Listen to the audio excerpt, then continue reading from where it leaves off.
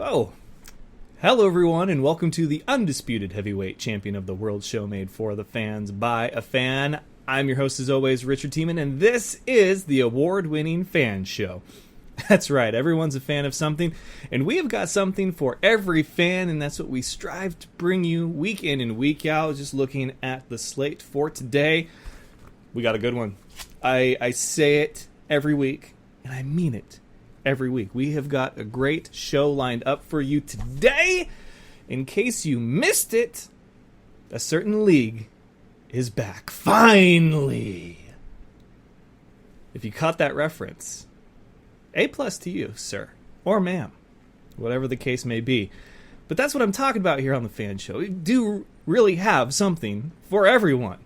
Today's theme, there's not really a theme, because I'm looking over everything and I was thinking, what could today's theme for the show be, other than the return of a few things, which we will talk about. One big one, another one maybe is not everybody's favorite, but hey, you know, we're going to talk about it because it's one of my favorites, and I figured, why not?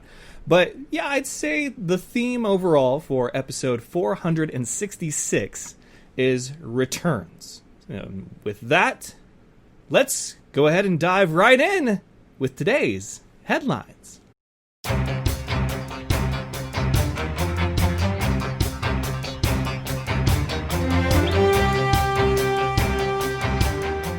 Headlines, of course, brought to you by Dynamite Enterprises. They want to customize your world, and there's a number of ways that they can do it. They can do stickers, they can do shirts, they can do polos, jerseys, awards, tablecloths, backdrops, hats, beanies, probably socks if you wanted to, but they have an array of different things that they have done, and a lot of things that I'm sure they're willing to try and do just for you.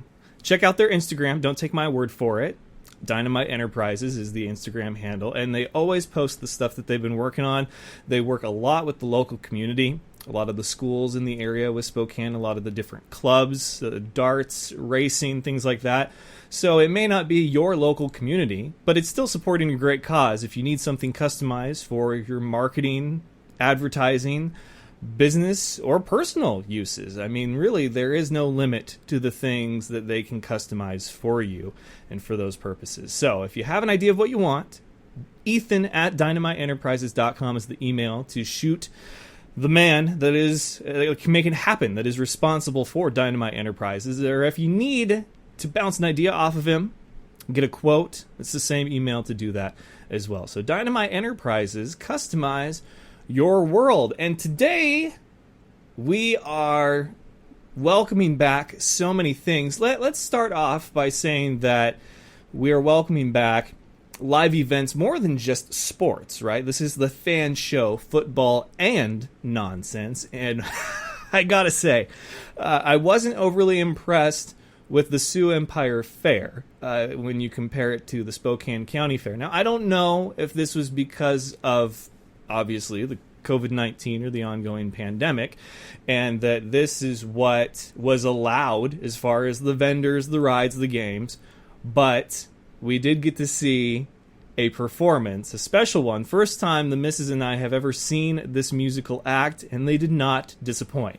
Today's shirt is brought to you by Hairball, the band, more than just a tribute band, more than just a cover band. I mean, it was an experience. It was an awesome experience at that. The idea is genius. It is absolute genius. They have like 3 singers in rotation, each one with their own special vocal ability. Guys dressed as Freddie Mercury, guys dressed as Ozzy Osbourne. I mean, you have the whole 70s and 80s rock catalog, and I believe it's probably, you know, more specifically 80s rock. And then you have the singers and the bands with their unique style. There's a guy dressed as Star Child, you know, for Kiss. And wow, it was worth being in general admission VIP pit area for it. People looked at me weird for wearing my mask throughout the entire show, and then somebody had to go and projectile vomit in the pit area, and that's when I looked around like, I get that the mask isn't supposed to protect against that, but if people are just going to be whatever in the pit and then vomiting, it's like, I think I'm going to be okay if I strap this bad boy on for the next 2 hours. But Hairball was awesome. Hairball was fantastic. It was their 20th anniversary, and in 20 years I've never heard of this group. Apparently they don't make it out west, but I want to see them again, like, as soon as possible. I want to get them on the show as soon as possible, because I think to sit down with these guys and hear the stories that they would have to tell would be amazing. So if you haven't checked out Hairball and they come to a city near you, I strongly encourage you to do so. If you're looking for a chance to get out, see if your area is having a county fair or a state fair, because it is that time of year now. And like I said, I wasn't overly impressed with the Sioux Empire Fair, but I don't feel I can accurately gauge or compare it to other fairs or other years of this fair due to the circumstances. So anyway, we got a chance to get out and about, the return of living life normally. That was a lot of fun. But the big news, okay, I won't dance around it anymore, is that finally the XFL has come back, because The Rock has purchased the XFL with partners Danny Garcia and Red Bird Capital for $15 million, and I can't wait. It's interesting. My special guest and I, Ernesto Lacayo, we talk about this in great detail, how The Rock, as an owner of this particular league, came out of nowhere but yet makes damn near perfect sense. It really does, when you think about how he's one of the few that, one, could afford a business venture such as this. I mean, we're talking Vince McMahon money. Now, he got it for cents on the dollar, yes, absolutely. But he's also one of the few part-time or former wrestlers. He's still obviously active with WWE when he can be, but is still on good terms with Vince McMahon. That's hard to do. When you're no longer full-time, or when you're not a John Cena or a Shawn Michaels or a Stone Cold Steve Austin, it's hard to be on good terms with Vince McMahon, but yet he is. And so I have a feeling that because Vince is a very particular guy when it comes to his business ventures, buying and selling, and who his babies go to, that's what the XFL was. It was one of his babies. I'm pretty sure that The Rock was at the top of the list of, I think he could handle it. So people are saying that this is like when Shane purchased WCW. I don't see it that way. I really don't. It's great for the league. I made a post yesterday after a conversation with one of my friends in the league. It said that, that we're kind of waiting to see, and Ernesto touches on this as well.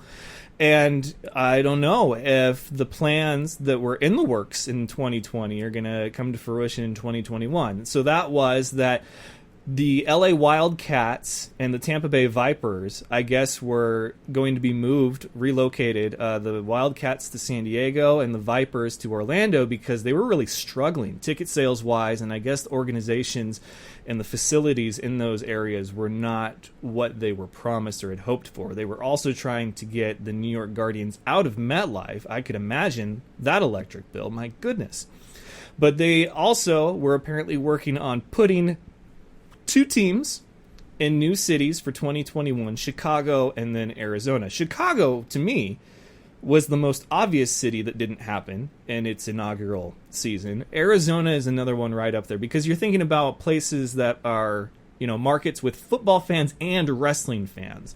And Chicago, top of the list, right next to New York and LA and, Florida.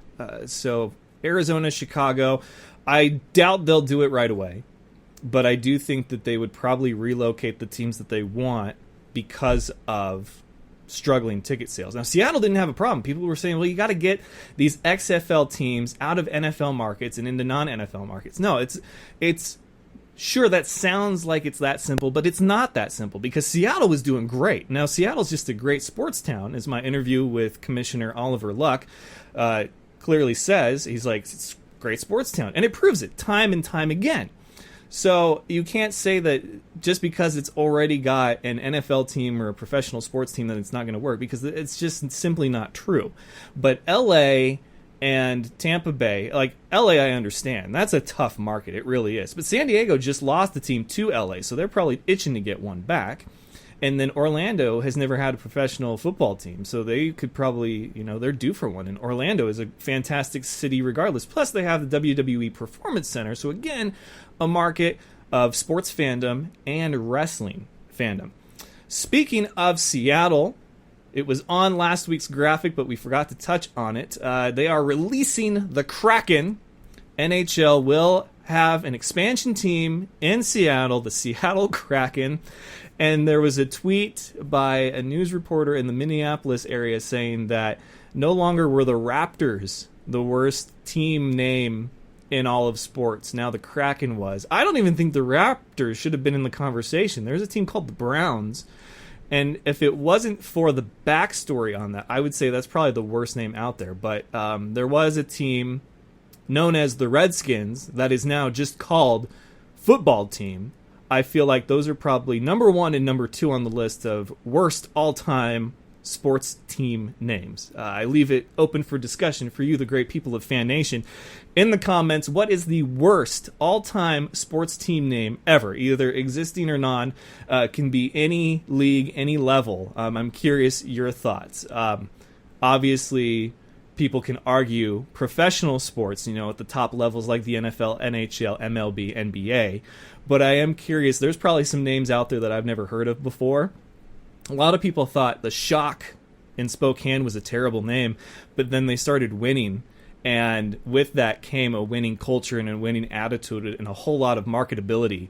And so it was no longer a terrible name choice, even though it had literally nothing to do with the area like the Empire did when they rebranded. But anyway, I digress. Let's see here. In NBA news, they continue to be the standard for sports living in a pandemic world. Holy crap. 343 players were tested. 0 have come back positive for COVID-19. The NBA bubble is just, it's doing it. I love this idea. I love its execution. And yeah, Mr. Silver, props to you, sir. As a commissioner of a league that really needed this, he has executed it to damn near perfection. The NBA and its bubble is the standard of sports for 2020 right now, as far as what they're attempting to do. So all eyes on the NFL. We will talk about that here in a moment. But the Lakers take on the Thunder as the seeding games begin in the NBA. So you guys can check that out on ESPN, as well as the other seeding games that are happening in the NBA. If you're not an NBA fan, though, there's always Netflix. Umbrella Academy Season 2 came out. I binge-watched the crap out of that, and it was a good one. I think the Umbrella Academy may be one of the best series around right now. And it's because it's different. People are saying, well, the whole superhero thing is just so overdone. The market is oversaturated. But it isn't that. It's time travel. It's mystery. It's plot twists. It's some drama. It's a lot of humor. But man, Gerard Way, frontman for My Chemical Romance, he's got a home run, grand slam, dunk, touchdown, whatever you want to call it, of a comic book turned series. I mean, look, I think it's great. I haven't seen Ozark, though, but I feel that's tomato-potato comparison there. So Umbrella Academy 2, which is Season 2, is out now on Netflix. Very bingeable if you're looking for the next thing to pass the time. I still think Tiger King will go down as the greatest thing from 2020, but Umbrella Academy is going to be a very close second as far as, Netflix and passing the time during COVID-19. And then The Boys, another kind of superhero take twist on a world with superheroes or people of special abilities. That trailer has dropped. That comes out September. So next month, we get another Season 2 of another great series. I think I like Umbrella Academy more. If you're not into either, well, we have a movie recommendation for you. So let's check in with the Real Film Nerds for this week's Real Film recommendation.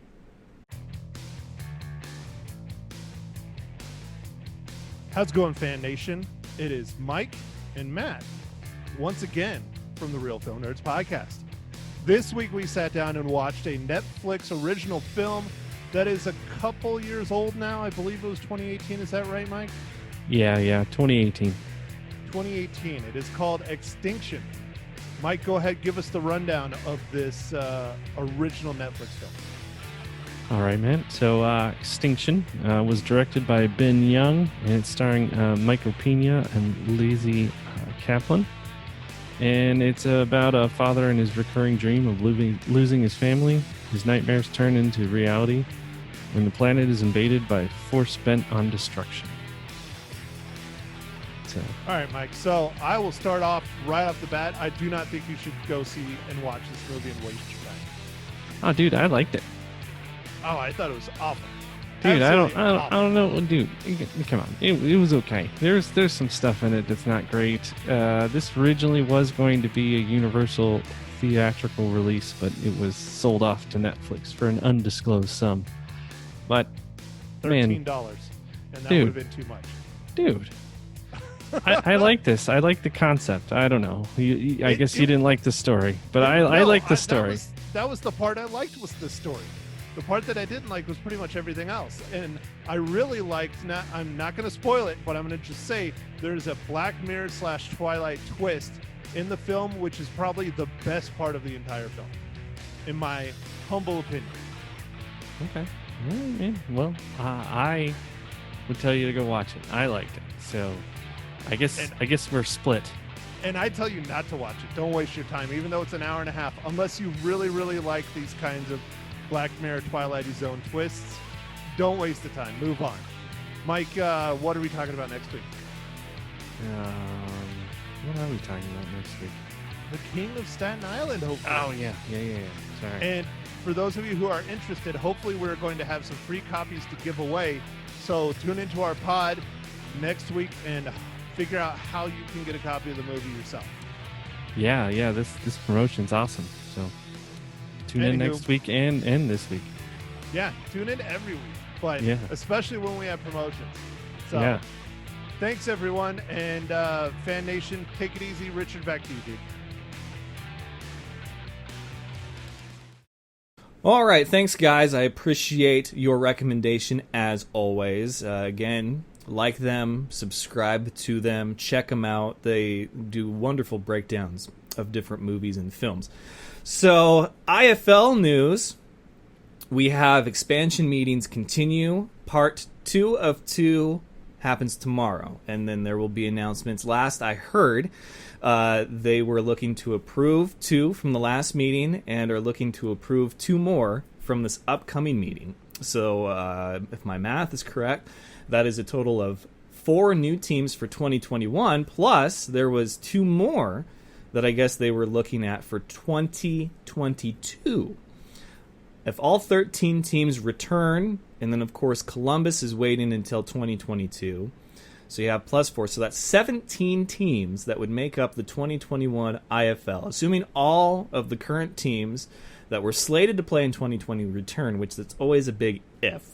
I'm a fan of even numbers. I really hope that they can find a way to make this even, because scheduling-wise, it just makes things so much easier to do. I don't know why you would make your job harder, but as Commissioner Todd Tryon has gone on record to say with me several times, is that, you know, if the ownership is right, if the money is there, if they are a stable franchise with a positive outlook, and there's a heavy vetting process for these teams before they can join. They just apply and get everything in order, and then the expansion committee and Commissioner Todd Tryon, they take it from there, and if there's anything they don't like, the Massachusetts Pirates have announced that they will have a press conference next Wednesday. So I don't know if the two are related as far as the IFL and its expansion happenings right now, and then Mass announcing that it will have a press conference for a major announcement. But last I checked, 2 and 2 did add up to 4. I don't know what else Mass could be announcing. There's not too many other leagues out there. They're not, well, they could go back to the NAL if they made nice with them. I don't know. We'll see. So make sure that you're following the Fan Show on all the major social media, Facebook, Twitter, Instagram, for all the latest breaking news and updates for the Indoor Football League and National Arena League. National Arena League has announced another expansion team, the Baltimore Lightning. This was part of that conversation we had last week for HMG Sports Marketing about taking the assets of the Baltimore Brigade and moving that team, the Brigade, to San Antonio, Texas, to hopefully play in the IFL while putting a team still in Baltimore. That team will be the Baltimore Lightning. And let's see what else we've got here. Yes, Hall of Fame. Hall of Fame 2020 for the Fan Show, the inaugural class for the Fan Show Hall of Fame, I will be announcing the final 2 inductees this weekend. So make sure that you're also following on social media for that announcement. The last 2 are perfect fits for the inaugural class. So there will be 5 that go in. The first 3 have been announced. We've got a player, a coach, and a kicker. And then these last 2, well, you'll just have to wait and see. But I assure you it will not disappoint. It'll make perfect sense for this inaugural class. This week, in Fan Show history, I was fishing with Brian Klum 2 years ago of Klum Dog Outdoors up at Priest Lake. We were catching Mackinaws for 2 days straight. It was beautiful weather, great fishing. The bees were a pain in the ass, though, let me tell you. But, man, I miss Brian Klum and Klum Dog Outdoors. If you're in the Pacific Northwest area, follow him. He's got great video content. He just is a man that gets it when it comes to fishing. The outdoors division really wouldn't be what it is without his help or the help of Bobby Brown and All-Star Bass Fishing. And once things open up and get back to normal, I hope to have a lot more content for the outdoors division. But really, all the divisions just need a little love right now. I think music could use an interview with Hairball. I think wrestling could use an interview with Chris Jericho from Fozzy, who I'm still trying to get. But check out Klum Dog Outdoors on Facebook. Give it a like. There's a YouTube channel as well. But great stuff. So, Brian, if you're watching, if you're listening, I miss you, pal. Fishing just isn't the same over here. And I know I'm still getting used to it in the Midwest. But those were fun days. That was a great overnighter on the island at Priest Lake. So I miss it. And then that brings us to our segment with the fat bearded vinyl guy before we get into the home stretch and my interview with special guest Ernesto Lacayo. So while I was talking and ranting and raving about Hairball, I'm sure Matt has another recommendation for music that can help get you through these difficult times that are 2020, pandemic, COVID-19, and all that other good stuff. So if you're confined indoors, why not crank it up to 11 with Matt's recommendation. So Matt, what are you spinning today? Hey Fan Nation, I am Matt the Fat Bearded Vinyl Guy, and I'm hanging out in the vinyl lair. By now you've probably figured out that I like to feature albums I like, but today I'm doing something a little different. I'm featuring a record that I'm critical of from a band that I like. The album in question is the latest record from Tesla. It's called Shock. Tesla was a band that was frequently in my Walkman during my high school days, so a new album initially got me excited. The key word there is initially. Shock was released in March of 2019 and was produced by Def Leppard's Phil Collen, and his fingerprints are all over this record. Collen has writing and playing credits on all 12 tracks. As a result, many of the songs sound like they belong on a Def Leppard album, complete with the slick production and tight harmonies that Def Leppard is famous for. Now, I love Def Leppard, and I love Tesla, but honestly, if I want to listen to Def Leppard, I'll put on a Def Leppard record. In the 80s and early 90s, Tesla was famous for putting the words "no machines" on their albums, meaning there were no artificial sounds like drum machines or digital samples. But that clearly went to the wayside on Shock.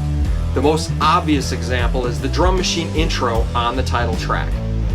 This is an album I really want to like. I loved their first few albums, even saw them live in the early 90s, but they really missed the mark here in my opinion. I've heard there are some people who really get into this album, and that's fine. We all have our opinions. That's the beauty of free will.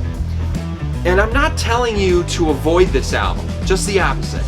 Check it out, by all means. If you like it, great. I just couldn't get into it. That's all for now. For more music talk and vinyl shenanigans, go to fatbeardedvinylguy.com. You'll find links to my social media, Facebook and Instagram, as well as my new YouTube channel. All right, thank you, Matt, once again. His videos are getting a lot better, aren't they? I think that each week he's improved. Props to you. Subscribe to his channel. Give him a like on Facebook. He deserves it. Again, if you're a fan of music, who isn't? It's a great follow. It's a great subscribe on YouTube. Now then, the big topic of the day, other than the XFL, is the NFL. The NFL, last I counted, had 54 players opting out of their 2020 contract and season. This could hurt a lot of them, but there were, I think, 9 last I looked, that were opting out from the Patriots, and somebody, of course, made the joke. This is all part of Bill's master plan. I don't know what his master plan is, but if I'm Cam Newton, I'm just like, oh, come on, man, really? Like, really? Gonna do this to me? Bill's up to something, maybe. But you have 9 players from one team. Who knows how many from others? I know the 49ers, they just lost a wide receiver who opted out. The deadline for players to opt out is tomorrow at 4 p.m. I don't know why there is a deadline. A lot of people don't think there should be, because we haven't seen what the NFL in action looks like yet. They've reported, yeah, the training camps are underway and all that stuff, and they've reached an agreement between the NFL and the NFLPA. But, this is like, you look at the menu and the pictures of the food look great. You talk to the chef, he's like, I highly recommend this. And then you take one bite and you're like, it's not what I wanted. It's not what I was craving today. So my thoughts are with all the NFL players. The 49ers did sign Jordan Reed to a 1-year deal. I don't really think that has any effect on the whole George Kittle non-negotiations, because he's not in a contract year yet. They can still franchise tag him. I don't think it was a move of just like, well, if you won't, he will. And a lot of it is incentive-based. It's not you sign Jordan Reed, he gets a concussion, and he still gets paid for his services. He is injury-prone, so if he performs and performs well, he will receive a very good sum of money for this contract. So good on the 49ers. It's a 1-year deal. It's not costing them a whole hell of a lot. But the NFL, all eyes are on them. The NBA is crushing it with the bubble. MLB is, are they spiraling out of control because they decided to do it the hard way? NHL is right there. They appear to be doing it very well also. So now, as far as sports, with any kind of normalcy and getting back to how we are used to enjoying them, the NFL, you are on the clock. And we talk about that and opportunity. My guest, Ernesto Lacayo, is technically a free agent. He's a kicker for the Seattle Dragons of the once and now back XFL, if they decide to keep all the team cities, names, and logos. He certainly hopes to be back. But to all of my friends and extended family in the Indoor Football League and other leagues like it, this may be your time to shine. Players opting out of their contracts with the NFL, the XFL returning under new ownership. If you were looking for the time to really get yourself out there, I hope that you have stayed fresh, stayed focused, stayed healthy especially, because you never know when that phone call might happen. But Ernesto and I talk a lot about that, a lot about what is happening with players that were on active rosters when the season was brought to an abrupt end, and just so much more. So without further ado or any more delay, we welcome the XFL and one of its former players, my good friend Ernesto Lacayo. Enjoy. All right, ladies and gentlemen, joining me now, a very special guest, good friend of mine. He is the kicker of the Seattle Dragons, and that's going to make a whole lot more sense during this conversation. He is Ernesto Lacayo. Welcome back, man. How you doing? Good. It's fun to be back on here. Looking forward to the conversation we're having now about what's going on. Yeah, man. This happened fast, and as you and I, we were keeping touch, over the last couple of months, because you had made some posts talking about how the XFL looked to have some potential buyers, some interested parties. I had heard some similar rumors that it might be the folks at Disney and ESPN looking to buy it up. And, of course, there was a lot of speculation, but this, in my mind, it makes a lot of sense, but it came out of left field. Like, walk me through how you found out and who the interested parties you thought were going to happen, and just everything that's gone on since the announcement that Dwayne "The Rock" Johnson and Danny Garcia have purchased the XFL. Well, for us, as the players, we talk to each other, and then everyone knows somebody in the league. Our director of player personnel was giving us hints that, the big party, and because the person that inquired was Disney. And so we were all thinking that kind of makes more sense, and they own practically almost everything now. And we're like, okay, that might be it. And so we were just playing this waiting game. We had heard that's not going to be leaked. It seemed like nothing had been leaked before. And suddenly yesterday, when we're getting ready to go warm up and kick, apparently something got leaked. And then we heard that The Rock bought the league, and we were just like, wait, who? And then The Rock, we're like, what? And then as we all started to just like, ponder about it a little bit, we're like, that kind of makes sense. Well, he's keeping it inside the WWE family. And it's pretty exciting to have, that kind of an owner who's backing it and everything. But we were just surprised that it leaked out before Thursday. And we're like, wow, okay, let's see where the ball's going now. And, now all the questions for us is, do the rosters get locked, or, what's going to be happening now, because we're trying to be ready for, whenever training camp does begin. Yeah, the whole thing really evolves around Vince McMahon and his personality, because like I said, and you agree, it came out of nowhere, but it makes perfect sense for The Rock, because he's one of the few guys out of WWE. I mean, he still makes his appearances every once in a while that's actually still on Vince McMahon's good graces. And Vince has always struck me as the type of guy that if he has to sell something, or if he has to get rid of something, but wants to still see it continue, that he has to give it to the right person. And I know that the sale of it was probably completely out of his hands, but I almost guarantee him and The Rock probably had several conversations about, like, hey, this would be a great business venture for you. Think about the stuff that your character did on Ballers, and what you could do with that kind of enterprise and be an owner to that magnitude of a league that was otherwise successful before the coronavirus. Because normally he doesn't like competition. If a company starts to get too big, he just buys it, Even Tap Out Apparel, his wrestlers were wanting to wear it more and more, and they were trying to come up with some kind of arrangement or deal where they could without getting fined. He's like, I'll just buy them, and he just buys Tap Out. So that's very much the mindset of Vince McMahon, is that if he can't have it, no one can. And right. So for The Rock to purchase it, I think probably, when we look back at this deal 5 years from now, it's going to be like, well, who else would it have been, Right, 100%. I mean, like I said, I'm still shocked about it. I mean, even telling, my girlfriend and telling other, friends and coworkers, they're just like, everyone's just shocked. Everyone's just shocked, but everyone's kind of trying to be excited about it.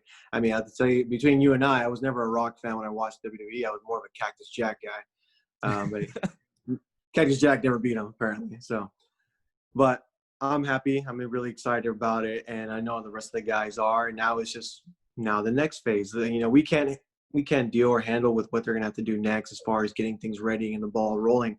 But for us as players, we're just trying to find out. We had heard that it's going to be 2021. We just don't know what it's going to be as far as like a bubble type, or if things are going to be starting to calm down a little bit and we'll be able to go to our respective cities. And we just want to know, we're trying to communicate with all the director, player personnel, their coaches, and everyone's being silent. So that's the worst feeling for us as players. I could see that for sure, and that was actually going to be my next question is, what happens with you guys now? Because obviously when they, stopped the league, they stopped the season, and they, went to liquidate everything, and they were going to have the auction and the sale of everything before this deal was made. But I communicated with some of the staff members for different teams, specifically like, your team, the Seattle Dragons, and I don't know if they would be the person that I would reach out to again right now, or what that process looks like. So for you guys, is it really just a matter of the waiting game at this point to see what's going to happen with your position with the team, and have they mentioned, will there be any changes with teams or anything like that if they're going to wait until 2021? What we had kind of already known for the last month is that we know that the LA team was going to move to San Diego. The Tampa Bay team was going to move to Orlando. Chicago was going to get a team. New York, they were going to move out of MetLife, which was probably a good move for them. It's too big of a stadium. So I said Chicago. I think Arizona was going to get a team, and also possibly somewhere in the Bay Area. That's what we had heard, but it's that waiting game. I've already, contacted two of the people in the organization. Now the person that I wanted to avoid going there was going to my head coach. I do have his number, but his daughter just got married. So, and then with all this news, I'm trying to wait till the smoke clears, so that I can just talk with him and see what's going on. But I mean, we're all working. I mean, the benefit that I'm here in San Diego is that I work with my punter, who's my holder and everything. And my snapper lives in Hawaii, so we would love to know ahead and everything, like, hey, are you guys gonna be back? I'm like, because we would like to take a business trip to Hawaii, and get some training there. Yeah, who wouldn't want to do that? Right. I'd love a business trip to Hawaii. Well, no, that's good. That's some good information. I wondered when they announced the first 8 teams how Chicago didn't have one, because if you're thinking of this from not only a football city standpoint, which Chicago most definitely is, but also just the ties to wrestling and the city of Chicago. I mean, it felt like the perfect market for what the XFL, what a lot of people thought it was and was going to be, even though a lot of things changed from version 1 to version 2. And then mentioned Arizona, another great market, another city that I was surprised did not have a team. So that would take it to 10.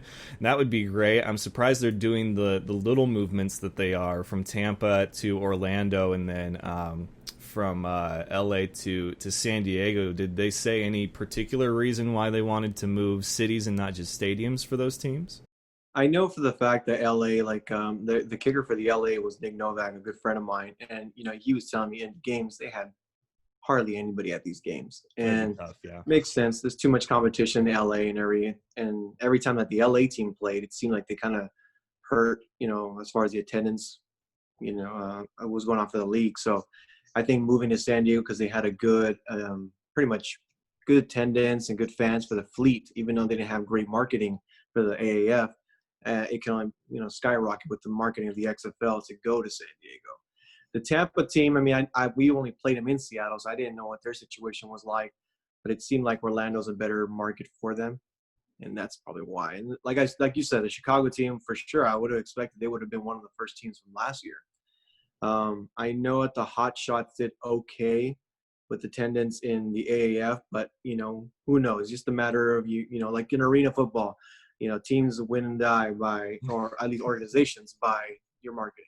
Yeah, those two cities would be great for expansion. So clearly it sounds like, had it not been for COVID-19, the coronavirus, that the league would have been, one, just fine as far as its season that was currently going, and then they had plans well set for the future. Like there weren't any signs of anything as far as what happened with the AAF, because there was no virus that happened, to cause their season to run short. So that's good news. I would have been shocked, even more so, if they said that they were going to try to either finish the season that they had started or tried to have like a mini season like other leagues have done this year, because we're already in August and the plans for leagues like the NBA and MLB had been months in the work. It's kind of like you get the problem initially, now you try to solve it. Well, we've had the problem for a while, and although some leagues have kind of solved it, it's like, do you have enough time? Do you have enough resources to do it the way that they did? And have things changed so much since that idea happened that you would have to go and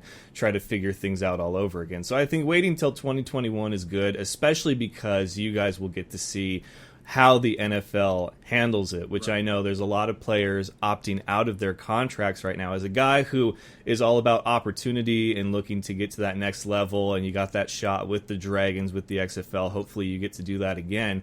But is there a buzz going around for you guys with these players opting out of their contracts for 2020 that you're hitting up your agents saying, hey, I would take their place if I can, like if a team is in need to fill a spot because a guy opted out, please, keep me in mind? Yeah, definitely. Our agents are all working, very hard at what they have to do as far as knowing what the news is. But for us as free agents, what's a little bit different is that, a lot of us can get workouts because they can't bring us in. So as free agents, we have, at least John Carney here in San Diego is having his combine. And with this combine, it presents something a little bit different than it has other years, because the teams have to buy the film to see that. And then we've already had, I think, 10 confirmed NFL teams have already bought the film, and the combine is next week. They're also sending, I know 3 teams are sending 3 scouts just to take a look at us. So they're more willing to look at us now more than ever, because they're like, okay, we've seen this guy, and if we need to bring him in, we'll like him, we'll bring him in. That's how it's going to work. But in the past, they always say they're going to send guys and they never do much and everything because they already have their guys. But you're starting to see, the rookies are getting cut. You've seen guys opting out. So I think more than ever for a free agent, an opportunity is there than it has, at least in the last 5 years. Makes a lot of sense, and I think that's a good opportunity for you guys as well. It is a tough spot for a free agent, especially right now. I didn't even realize what you guys, had at your disposal as far as a normal off season if circumstances were different. But so with the Dragons, then with the XFL, I would imagine that if they're aiming for a start date that was very similar, month of February, maybe March, to last season, that they're probably in the process of working things out now. Do you guys, did they set any deadlines for when you guys would hear, when they would start, announcing different things? Like, what's your timeline look like as a free agent?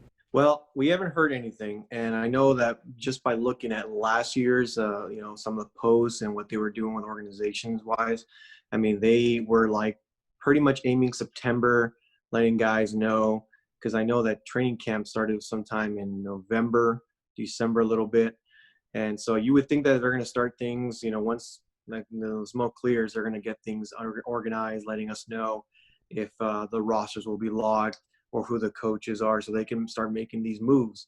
Because the one thing that we were asking ourselves is that we hope that if it does, we were hoping that if it does come back, it starts right away, as opposed to like them saying, hey, we're going to do 2022 or 2023. A lot of guys are going to be retired, guys are going to be moving on, doing other things, or in the NFL. So at least at them starting to get the ball rolling, they're able to let everyone know, hey, you're going to be back on this team, you're not. You can start making plans in that way, because that's the one thing as a free agent you want to know right away.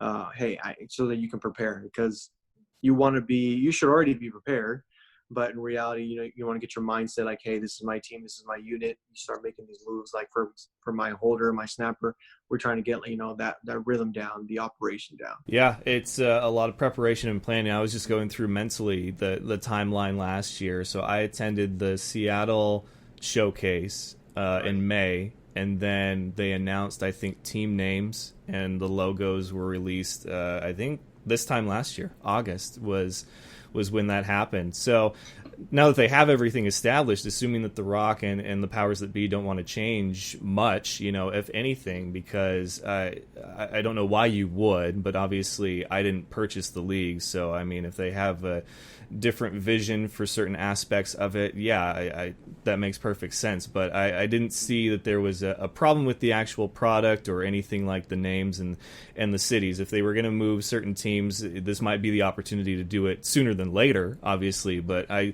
just don't see a need to change a whole lot. So hopefully, whatever energy they can save themselves as far as getting prepared for, I don't know if it would be a continuation or if they would just wipe the slate from 2020 and start anew in 2021.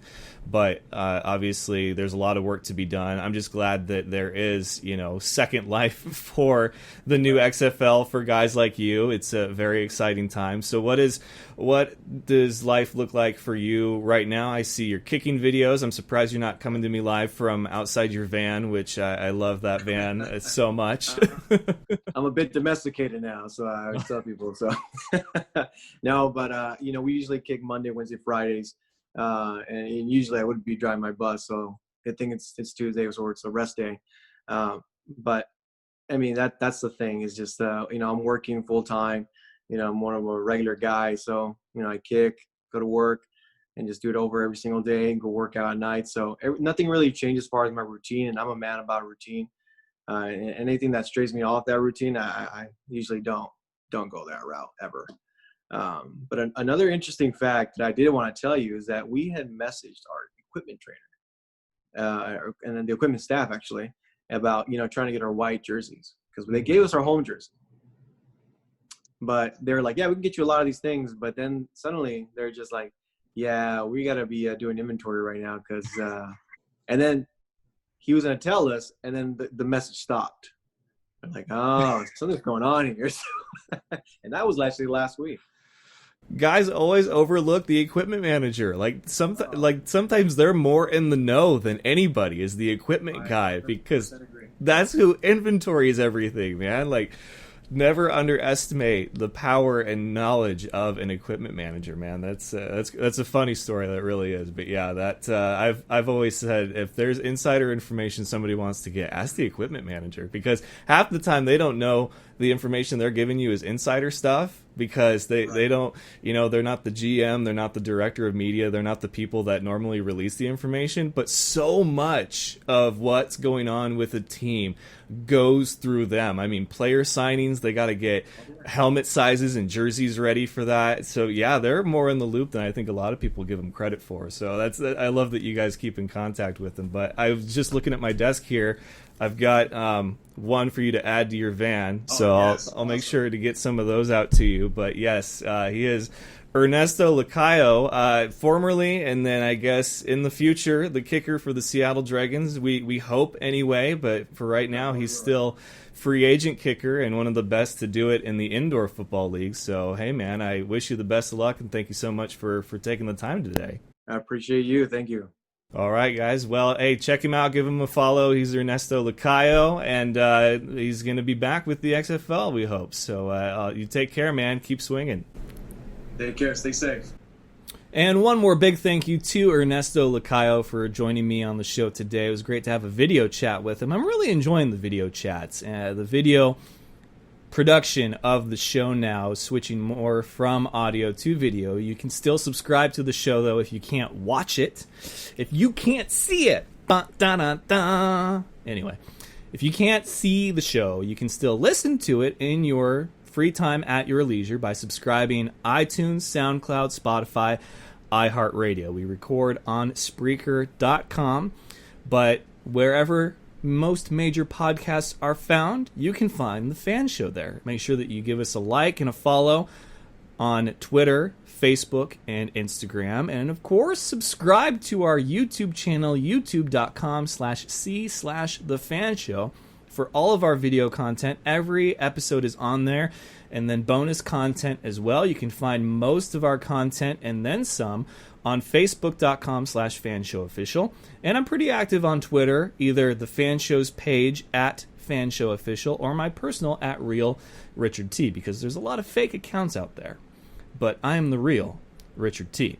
So that will do it for episode 466. I want to give a shout out to my mother-in-law, Deborah. A happy birthday to you. I hope it is a happy one, a healthy one, and we'll talk to you soon. So on that note, Hall of Fame, we will announce the other two inductees this weekend. I don't know why that's on the same note as that, but I just wanted to reiterate it before we sign off here. And yeah, that'll do it. So thank you, Ernesto. Happy birthday, Deborah. And thank you, Fan Nation. Got a lot of likes on the Facebook page over the last 24 hours. You guys are too kind. You really are.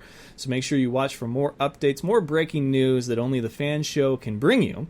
And remember, it's not official unless it's a Fan Show official, and we are officially out of here. Until next time, best of luck to you and yours. Go Niners, and it's all fun and games until you butt fumble. Good night, folks.